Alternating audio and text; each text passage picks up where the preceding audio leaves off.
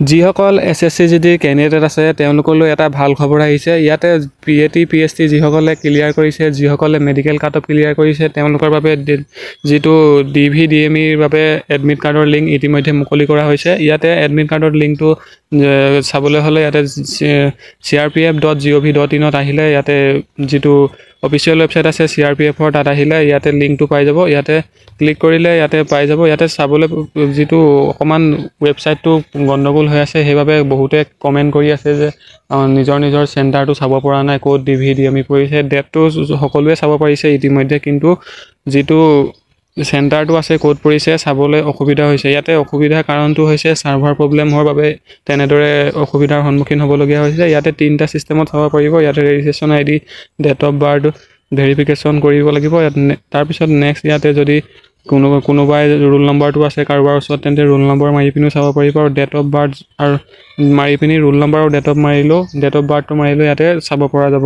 Next আহিলে ইয়াতে যদি ৰোল নম্বৰ পাহৰি গৈছে বা যদি কিবা কাৰণত ৰোল নম্বৰ পাহৰি গৈছে বা ৰেজিষ্ট্ৰেশ্যন নম্বৰ পাহৰি গৈছে, তেন্তে ইয়াতে নিজৰ নামৰ 4টা আখৰ ফাৰ্ষ্ট লেটাৰ আৰু লাষ্ট নেম ফাদাৰ্ছৰ প্ৰথম 4টা আখৰ মাৰিলে ইয়াতে যদি ডেট অফ বাৰ্থটো মাৰে আৰু ভেৰিফাই কৰিলে ইয়াতে গোটেইখিনি ডিটেইলছ আহি যাব। ৰেজিষ্ট্ৰেশ্যন নম্বৰ, ৰোল নম্বৰ কি আছে সকলোখিনি কেণ্ডিডেটজনৰ ওলাই যাব।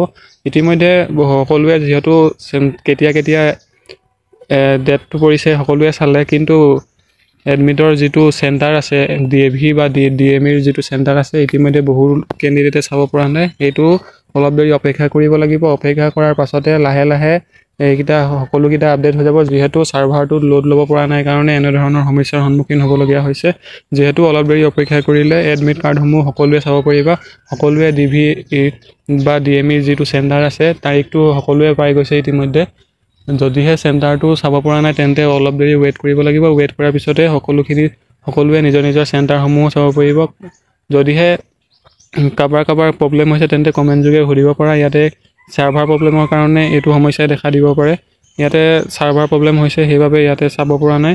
বহু কেণ্ডিডেটে মেছেজ কৰি আছে যে কিয় আমি চেণ্টাৰটো চাব পৰা নাই, সেইবাবে এই ভিডিঅ'টো বনোৱা হৈছে।